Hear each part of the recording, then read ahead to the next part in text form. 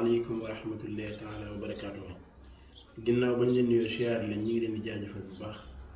tey nag ñu bëgg leen indil benn càngat boo xamante ni càngat bu doy waar la, càngat bu baax na lool sax macha allah.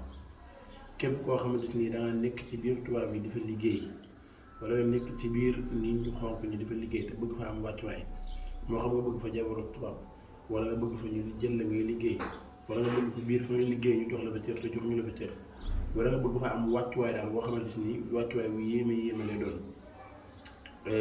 nga xamante ni ba nga mel ne Seydina Yuusuf alayhi salaam ba mu demee ci dëkk ba dem fa ba doon fa premier ministre, te ku ne xam ne juddoowul foofu noonu waaye wàccuwaay la fa am rek suñu borom defal ko loolu. képp koo xam ne bëgg nga lu mel noonu, bëgg fa am wàccuwaay bu rëy bëgg ñu weg la jox la cër, boo fa bëggee soxna tubaab am ko, boo fa bëggee liggéey am ko, loo fa bëgg am ko ci mu yomb, lii nii ci leen koy jàngale. lii ngeen seen karaw tubaab la, waaw karaw tubaab la, tolluwaayu tubaab yëpp nag am na ci karaw tubaab la. moo tax li ñu ci liggéey nag dafa bëri lool, moo waral sax ñu am ci lu bëri lii. mook sunguf si la ñu booleel.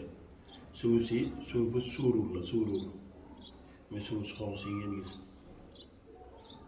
lii ngeen gis jaaro xaalis bi, jaaro or la da ciy àndaale, jaaro or la da ciy àndaale. lii jaaro xaalis la da ciy àndaale. kon nii lañ koy defaree. bismillah. ndox mi nag dañ koy tàngal, ndox mi ngi koy defaree ndox mu tàng lay doon, ndox mu tàng lay doon. nga def nii, nga bàyyi, nga jël sunguf si def ci nii,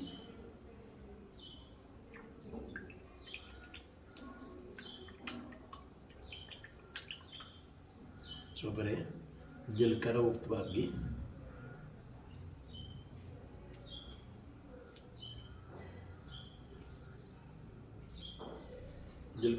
def ci. soo paree nga jël jaaro xaalis bi ak jaaro or bi moo nekk nii nga def ko ci. guddi nag nga koy sangoo, dangay bàyyi bu guddi nga sangoo ko. càngat bi benn yoon rek nga koy sangoo, nga xool benn yoon rek nga koy sangoo. képp koo xam ne bàyyi tubaab lu bëgg wala bëgg mu nekk fa amul liggéey wala mu nekk fa di fa am ay jafe-jafe, bëgg fa am wàccuwaay, na jëfandikoo lii ñu ko wax. jërë ngeen jëf, wassalaamu aleykum wa rahmatullahi wa barakaatuh.